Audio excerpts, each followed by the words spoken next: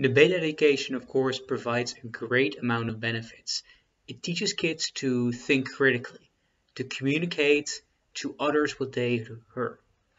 And because it is so vitally important, we of course want to make sure that those benefits reach to all kinds of people, which is why diversity is, I think, top of agenda for a large amount of debate organizations.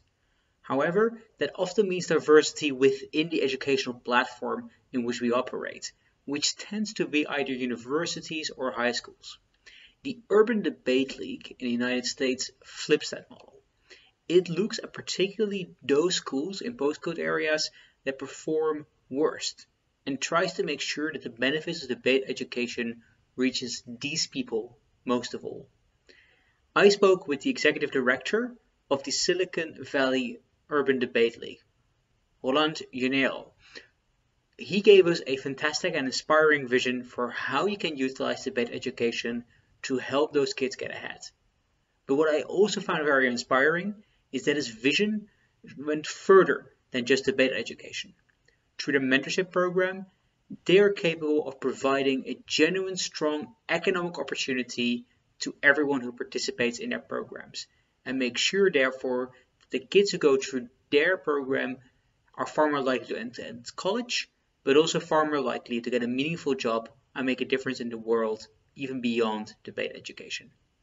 Let's listen now to my interview with Rolland Janairo. Rolland Janairo, welcome to the podcast. It's a delight to have you here. You've, of course, worked most of your life in education, and I'm very interested to hear in specifically what attracted you to working for a debate organization and how that fits in with who you are. Thank you very much. So honored to be here with you and your audience today.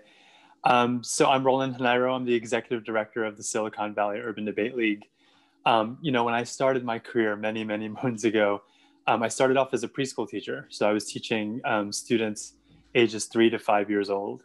And after that experience in the classroom and also in graduate school and getting my master's in education, one of the prevailing through lines of my career in nonprofit education is how do you help young people reach their full potential. And so over a number of more than 15 years working in nonprofit education here in the United States, this opportunity came up to lead an organization like Sfoodle. And for me, it's how do you leverage the power of speech and debate such that students are reaching their full potential. So that through line continued. And it was just a professional opportunity that I wanted to pursue and couldn't pass up. Let me start by briefly asking about the organization. So we had actually quite a few listeners coming in from the United States, but our core audience is in Europe, so they might not have heard of the Urban Debate League or the Silicon Valley Urban Debate League. Can you tell me briefly, what does your organization do on a day-to-day basis? Sure. So the mission of our organization is to empower students from Silicon Valley, regardless of their race or socioeconomic status, to reach their full potential and become professional and community leaders by teaching critical thinking, communication skills through speech and debate programming. And so we currently partner with 10 high schools. So this is grades 9 to 12 here in the United States, here in Silicon Valley. And I know when people hear Silicon Valley in your audience, they're probably thinking of, your big name tech companies like Google, Facebook, that sort of thing. But what's unfortunate is that there's this great disparity here in Silicon Valley. It's a region of really stark contrast. So on the one hand, you have this unprecedented wealth fueled by the tech industry. But on the other hand, we have persistent and glaring poverty in particularly in neighborhoods throughout Silicon Valley. And there are thousands of students from low-income communities that attend under-resourced schools and have lack of access to opportunities that can really unlock their potential. So speech and debate programming is not necessarily consistent in all schools in the area. And so what we do is we provide that speech and debate programming for these 10 high schools, schools that don't normally have the resources or the expertise to run the programming themselves.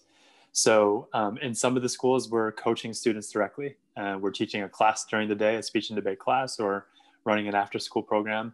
And then in other schools, we're actually teaching or coaching the coaches.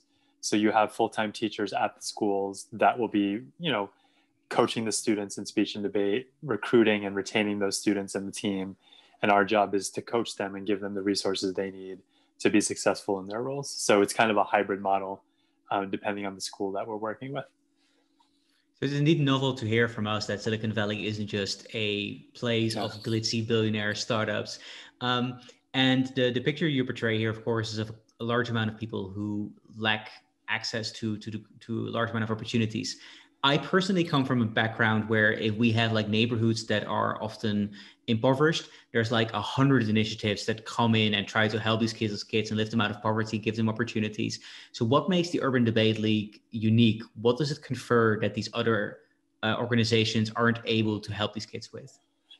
Yeah, and so our organization is really focused on some key critical skills that we're hoping to develop in the students that they'll take with them for the rest of their lives. Things like critical thinking, communication and public speaking, the ability to collaborate. Sometimes these are referred to as quote unquote soft skills, but we feel that these skills are critical to their success in both higher education and the workforce beyond. They're gonna, we often talk to alumni debaters and regardless of the career that they're pursuing, how what they learned in speech and debate has been so instrumental to their success. And so we might not necessarily be focused on, for example, them graduating from high school or they're graduating from college, but the skills that we're hoping that they're developing is going to propel them up through and above and beyond those things. And then we partner with tons of organizations that are focused on specific aspects of their educational success over the course of those 4 years in high school. But our bread and butter is really just focusing on speech and debate, helping kids, find their passions, advocate for change, and then develop these skills in the process. So currently your organization works directly with hundreds of students. So it's quite a large amount of work that goes into for the coaches and that you both work with and that you train. Can you tell me, how did you manage to make sure that the Urban Debate League became so successful in the region? How did it manage to grow in this way?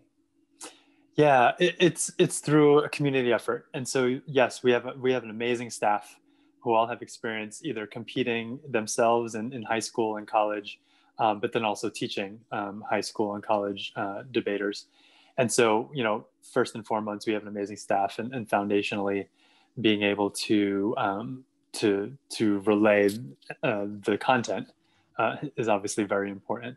And then we have an amazing board of directors and a legal advisory committee, and these are folks that are instrumental in helping us raise awareness for the work that we're doing, raise the funds and the resources that we need to move forward.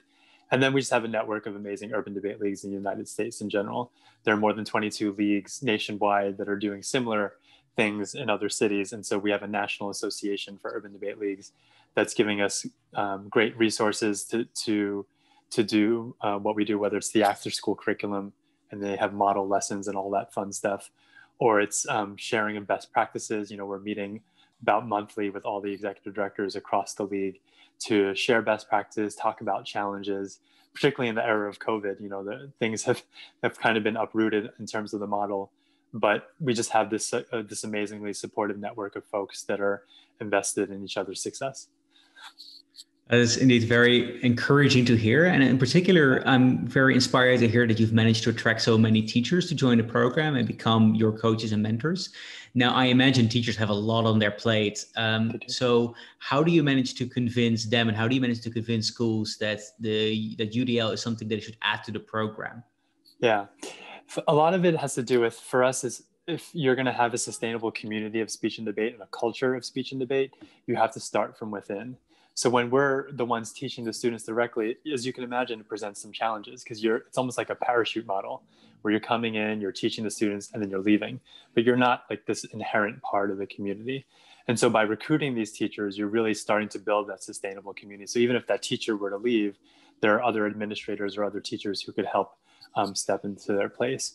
And so a lot of the teachers that we work with, or some of the teachers that we work with, they might teach the theater group. So they already know the power of expression. They know the power of dramatic arts and theater arts, and want to give their students even more opportunities above and beyond what they're currently doing. Some of our teachers are former speech and debate competitors themselves. So again, they can attest directly to the power of this sport, of this competition, to build these skills.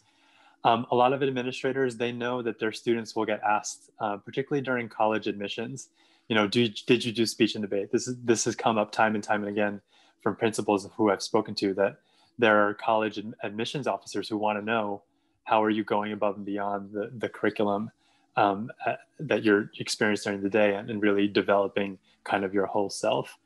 And it's just up in this conglomeration of all these things these factors coming together. We talk to the teachers about how we can give them ongoing professional development so they feel successful, so they're growing as professionals as themselves. We also provide financial incentives to our teachers. Provided that they're meeting all their roles and responsibilities, they're earning a stipend to help compensate for some of their time, which helps with their salary, because as we all know, in the United States, the teachers are just unfortunately underpaid. And so the additional financial incentive also provides an opportunity for them to continue to support our work. That sounds indeed very important indeed. And I agree that you do need to support them in any way possible. So going from the teachers perhaps to the students, why do students choose your program? What initially attracts them to it? Yeah, for some, it's the topic, right? For this particular year, the policy debate topic here in the United States is centered around criminal justice reform. And I don't think it could have come at a more critical and relevant time. And so for students who are in communities that are seeing the injustices related to systemic racism and systemic inequality, they live it on a daily basis. A topic like this helps them really dive into the history, the policies that have led to a lot of the outcry and why people are protesting to begin with. And that just causes them to be involved. When a lot of the protests started after the unfortunate murder of George Floyd, a lot of our students were on the front lines. They were out there protesting. Some of them were even leading some of the protests. And, for me as a daddy bear, I want to make sure that they're safe, but I also want them to exercise their rights to protest, to speak, to advocate for their ideas. And all that research that they're doing on a very complex and nuanced topic, they're the best ones to be poised out there and talking about reform and talking about policy change, because they understand the nuances, they understand the complexities. This is not superficial research that they're doing, because as you know, in policy debate, you really got to know your stuff. And so sometimes it's the topic, sometimes it's the community. Their friends are going to speech and debate practice. They're like, hey, where are you going? Why are you always gone these few afternoons? And they kind of get roped in. And for some students, this becomes their seminal experience during high school, which is amazing. You have an opportunity to learn and grow as an individual. You get to spend time with your friends and go to all these competitions on the weekends. So it's just a great opportunity to build those skills. And they're certainly getting influenced by their parents and their teachers and their administrators, because again, we all are collectively speaking to the power of speech and debate and the skills that are being built. So they're getting a lot of influence from a lot of multiple directions. So you mentioned that the students, of course, also then participate in the ongoing civic protests that are currently placed in the United States. Is it then the case that the students would have gone to these protests regardless, and now you are more preparing them to bring in the right arguments in the fray of these political discussions? Or do you feel that they've been motivated to go towards these protests because debate has taught them that our voice is worthwhile? I think it's both. I think you have on one end of the spectrum, you're going to have some social justice oriented folks, students that would have gone regardless. But then you have a bunch of others who, 2 or 3 years ago may have been super shy, but having had the experience to go through speech and debate over a few years, develop their confidence, develop their ability to speak and advocate, that would influence them more to attend. So I feel like you have a combination of both. That sounds very important indeed. And what I'm wondering then is, because this sounds like you're doing a lot of work, you need to immerse yourself in the community. So you really go for a approach that isn't trying to go for the easy way out, or a quick route where you come in, you give a couple of classes, you're out again. What are then the main obstacles that you currently are seeing, maybe with or without the pandemic, that prevent you from growing further into the region? Yeah, so the majority of us haven't seen our students since March, and that I think is the hardest thing. To build authentic relationships, a Zoom meeting like this is better than nothing, right? But we just love that opportunity to engage with our students in person, to see their faces and how they're reacting, hearing all of the nuances that you just miss As you can imagine, that makes recruitment a little bit more difficult, particularly with the start of a new school year in August. We typically will be doing classroom presentations, but there's a lot of Zoom fatigue and students just being tired of being on the computer all day long. And so those are the types of challenges that we're trying to surmount, because obviously the more students we get in, the better. The more we're able to teach, the more that we're able to build that community within the schools, the better. But that has been a little bit difficult in this age of COVID. Yeah, that's very fair in that sense. And do you feel like you're building out the organization? Do you have the right amount of people present? Or do you feel like you definitely have some more room for you to grow and you're met by some constraints currently? Yeah, again, we have an amazing staff on team, and to be fair, I think we're running them a little bit thin. Like many nonprofits across the country, we've been negatively impacted by the pandemic, and we've had to let some staff go and reduce hours of some consultants, et cetera. And so we're definitely running on the lean end, with the goal of just to sustain the organization as long as we can. And so when you do that, obviously it puts a little bit of strain on the staff. And so we could always benefit from more resources and more coaches, because that right now is kind of the limiting factor to how many students we could serve. If we were able to have more coaches on staff, more program folks on staff, then we'd be able to serve more students and more schools. But we're doing our best. We've adjusted because of the pandemic. We've obviously shifted all of our practices and all of our tournaments online, such that we can just continue to engage students as much as possible. So case in point, just this past weekend on Saturday, we had our first internal tournament of the school year. All 10 of our schools participated. It was all online. And the students were like, very nervous, obviously, from the beginning, but particularly our novice division. But by the end of the day, they're like, oh my God, this was so much fun. I'm so glad that I did this. When's the next tournament? Like, they're already asking. And so, we just want to leverage that enthusiasm and say, okay, now that you've kind of gotten to this level, here are things that we could teach you to get you to the next level, and start getting them ready for external tournaments. So this particular tournament was just the 10 schools at Sfoodle, but our particular community here in the Bay Area is very active locally. And so there are so many external tournaments that our students have access to. And we want to get them ready for those and competing at those, so that, they can hold their own against other public schools, other private schools, you name it, and give them that opportunity to face that competition and continue to learn and grow. Yeah, when I went over your website and I read the profiles of some of your students, they really struck me as incredibly intelligent and capable individuals. I also read that quite a few of them then end up getting accepted into college, which is not, I think, a given for many kids in these schools. And some of them even go to states on the other side of the country. Do you feel that they can also serve as ambassadors to the program for generations? Do they still help out as coaches in a way? Absolutely. And that's kind of the longer term plan, is how can we continue to cultivate and steward our alumni so that they can continue to support our students, current students, help serve as role models for what college is like. And so right now, a lot of our alumni who graduated, particularly last year, we had about 18 high school seniors who graduated, and they all went to higher education, which is phenomenal, as you pointed earlier. But a lot of them are still home, right? A lot of their colleges and universities say, don't come on campus yet, stay at home, you're going to do distance learning for a while. And so they're still looking for ways to stay engaged because they have free time. A lot of them judged at that tournament I talked about on Saturday, or for other national tournaments that we've been have had access to. And so for us, it's like, okay, now we can pay you, right? Now you can earn a little bit of money as a paid judge.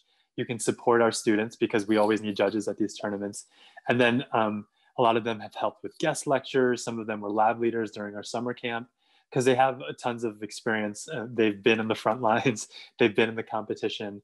And so as they start to develop some more experience in terms of being at college, then we want to bring them back, help them do some maybe alumni panels where they speak to our students, talking about what the college experience is like, what the financial aid process is like. What is it like to do speech and debate in college if that's something that they're pursuing? And just to widen our students' perspective so that they understand, oh, I could see myself there when I apply to college and to a university. I could even apply to that school. I'll have a supportive person that has my back wherever it is I choose to go. And so, yeah, we want to continue to develop our alumni base, our alumni network. as potential coaches, as potential mentors, as supporters in general for our students. Sounds fantastic. And to make a bit of a bridge, because that's of course not the only mentoring scheme you're running. Right. What is a very interesting approach that I haven't heard before from a debate organization is your professional access and mentoring scheme. Could you briefly lay out what that looks like? Yeah. So again, when I mentioned the Silicon Valley earlier, you think about all these amazing companies that have worldwide influence and worldwide footprint, and a lot of students that we work with don't have typical access to that. So for me, is how do you build the professional capital of our students, the social capital, just so they have access to these networks in ways that other kids in the community have. And so we have an amazing legal advisory committee made up of 20 lawyers from companies and law firms from the immediate area, many of whom, again, are former debaters or speech competitors. And they're like, they would love to diversify the pipeline of future professionals, right? And so they open up their offices to do visits once or twice a year so that our students can see, okay, this is what it's like to work at a company like Tesla or Google or at a law firm. These are the typical different types of law that are practiced, whether it's public interest law and immigration and housing rights and education, or intellectual property, or being in a courtroom. And so our legal advisory committee provides these opportunities for our students to see the workplace in action, see how speech and debate skills are put into practice on a day-to-day basis. And then our students get to build their networks. They get to add folks to their LinkedIn profiles. This past January, before the pandemic, a bunch of us visited Tesla, which was amazing because we got to visit and do a factory tour and see how the cars were actually made. But then more importantly, after that, we had dinner with about 20 Tesla employees. And you had employees from every department, human resources, legal, chemistry, product quality, and it gave accounting. And so you had all of these different professions and professionals talking about their respective career paths. And the students get to understand, like, I could pursue a particular topic or a subject that I'm passionate about. And I could work for a company like Tesla if I follow, if I learn from these particular folks who came before me. And so it's just a great way, again, to build their professional capacity, professional capital. And then the mentoring side of things, some of our students are interested in the legal profession, not all, but for those who are, we want to give them opportunities to have mentors. So folks who obviously are lawyers now and have gone through that pathway. And so what we do in that particular mentor program is as early as junior year, so grade 11 in high school, they get paired one-on-one with the lawyer who will stick with them all the way through the first day of law school. So that could be a 7-8 year relationship, because not all students will go directly from college to law school. And in that program, you're given an objective, caring adult who's invested in your success, that's been through the college process, that's been through the graduate school process. And you just have someone to lean on and to ask questions with, and have someone to review all your application materials, help you study for the graduate entrance exams and all that fun stuff. That'll just help you, guide you along the way. And so even to this point, Sfoodle is 6 years old. We haven't yet had a student reach the first year of law school, but a lot of those mentorship relationships are still intact, regardless of when that first day of law school is, because just having that caring adult, a lot of the academic research shows it contributes so much to the success of our students. What I find particularly inspiring is that this really sounds like a program that has your end mission and vision in mind. So when you don't talk about wanting to make your kids become world-class debaters, right? But you see that as a skill or a tool or an aim that can help them become better professionals and people later in their life. And this could also fit with that. Do you feel that this program has a connection to debate, or is just a way in which you diversify in a sense where you can build your mission on that? Yeah, I think it's both. I think we're certainly getting better in how we teach and coach students, and they're winning their fair share of rounds. We had a team that broke at the National Catholic Forensics League Championship Grand Nationals, not this past year because it was canceled because of COVID, but the previous year. And so for them to make the elimination rounds in a national championship tournament was just so inspiring, not only for them as two students to get there, but all the other teams that were there that were part of our league that they normally compete against, they were so supportive and they were helping them with research in between rounds. And so, you know, we're slowly but surely getting students that are excelling both in our local kind of circuit, but also the national circuit as well. But then, yes, to your earlier point and my earlier point, there are just so many critical skills that speech and debate programming helps develop that we're going to continue to focus on. So as we continue to get better at coaching students and then coaching the coaches and those teachers who are coaching the students, I feel like that their success is just a natural byproduct of that in terms of speech and debate rounds. Then also the fact that these kids have gone through your debate program mean that makes the professional access and mentoring program succeed? Is it so that that Tesla would love to have dinner with these kids because they recognize the skills and value that they add? Absolutely. And for folks like people like Tesla and Google and all these law firms that we work with, their employees are always looking for opportunities to volunteer and support our students. And if it's something as simple as having dinner and talking about your career path and then asking questions about students and their lives and giving them questions to reflect on for their own educational and professional careers, you know, they're more than happy to do that type of volunteering. And as you can imagine, we recruit a lot of them to be judges at our tournaments as well. And so there's a lot of great synergy because a lot of these folks at these law firms and these companies see this as an opportunity to build diverse pipelines into their respective companies. If they're able to inspire a student to work for a Tesla or a law firm or Intuit, you know, whatever the case may be, it's something that they're gladly able to and willing able to support. That does indeed sound very encouraging in that sense. So what I'm then thinking of is like, if I would want to organize this activity in my own hometown, we of course have some companies, but we don't have like Tesla and Apple and Google around the corner. Do you feel that like other UDLs or other organizations could use the same program you're currently setting up? Yeah, a lot of the urban debate leagues already have something similar to our legal advisory committee. Because again, a lot of speech and debate competitors become lawyers, so there's this natural connection with the legal community, and so a lot of these law firms too have national presence. So they have offices in a lot of the major cities where UDLs are formed, and so each of us are really responsible for developing relationships with those different companies and law firms, big or small. A lot of these law firms host tournaments for us, so they give us the space, the volunteers. They may even, you know, buy the meals for the students, and so the relationships differ on a city to city basis, but the underlying premise is very similar across the board. But you're right. We are fortunate in that we living in Silicon Valley, we have access to some pretty amazing companies in the community that we're trying to keep engaged.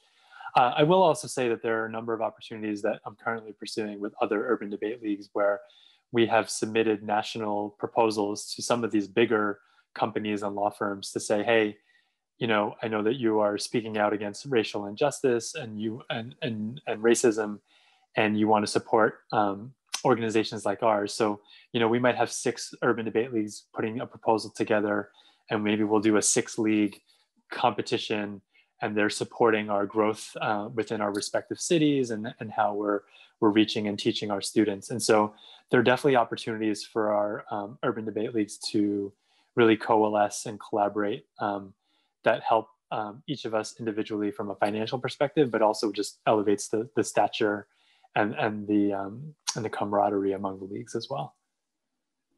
It all sounds very impressive for what is quite a young organization. So I imagine like in 3 years' time, the first people who've gone to your program will have completed their education, have just recently started their jobs. What is at stake for the future of your own organization? Where do you want to be in 3 years? Thanks. That's a great question. So we're in the midst of a 3-year strategic plan right now, and that's really been focused on developing the foundation and strengthening our foundation. As you can imagine too, you know, being in Silicon Valley, there's a lot of this culture of growth and scaling. And that's something that we're keeping in mind after the culmination of the strategic plan. You know, we're one of the only urban debate leagues right now that does not work with middle school students. So for us, that's grades 6 through 8. And so for us, it's not a matter of if, it's a matter of when. And so there's an opportunity to not only expand our work within high schools, but then also middle schools as well, and serve even thousands of more students. in particular, when you start serving these middle school students, that just serves as a pipeline to your high school programs as well. So it helps recruitment long term as well. So yeah, we're trying to continue to strengthen our model as we pivoted to the teacher coach model during the pandemic. There's still some ducks we need to put in a row, so to speak, and strengthen that programming and make sure that we're doing high quality programming, high quality coaching of our coaches, make sure they have all the resources that they need, so that when we get to that point for our next strategic plan, we're really going to look at how do we grow and scale this thing beyond our current 10 schools. That sounds indeed like both a very ambitious but also quite achievable goal, learning from that experience. Maybe to close out as a sort of final question. So of course you've worked in education for many years, but you're not, I don't think, a competitive debater from start off. No. You do understand the vocabulary quite well, but have you engaged in your own bit of coaching or your own debate against your students? I have not. They've been teaching me, which has been phenomenal, right? To learn from our youth, to engage with them. I've judged quite a few rounds, and that in and of itself has been nerve-wracking and fun. But no, I've learned everything from our amazing staff and from our students who really took me with open arms. They knew when I came in that I didn't have that speech in the background. But I made myself really open and honest about that. Like, this is a learning opportunity for me, and it's a great modeling opportunity for the students to see an adult in middle age being so willing to learn, not only from colleagues and staff, but also from the students. It shows that they deserve a seat at the table, at the proverbial table. They are quite knowledgeable, they're quite intelligent, and they've been great teachers. And then there are a number of great podcasts that I listen to teach me about debate. I have an 8-year-old son, and one of his favorite podcasts is called Smash Boom Best. And it's a debate podcast for young kids. And so we're debating, like, what's better, macaroni and cheese or ice cream? Really random topics, but it gets this critical thinking mindset going at such an early age, which is really critical. So from my perspective, as someone coming in who didn't really have that speech and debate background, I've just been so blessed and fortunate and appreciative of how welcoming the speech and debate community has been for me personally and professionally. Again, not only staff and our students, but also other debate coaches, other Urban Debate League staff that have really welcomed me with open arms and have been really positive and contributing to my own growth. Thanks. And finally, then, if people want to learn more about your organization, or maybe even want to support it, where could they look? Please visit our website, www.sfudl.org. That's svudl.org for the Silicon Valley Urban Debate League. Please sign up for our newsletter. We've been sending out weekly updates on our students and our teachers and our schools since February, and there have been amazing stories that we've been able to tell just because our students and our teachers are amazing, and we want to make sure that we continue to elevate their voices and make sure that they're heard. So please visit our website and get to know us, and please join our newsletter. Thank you very much, and thank you for sharing your very inspiring stories. Thank you so much. I really appreciate it, and take care. Okay, bye.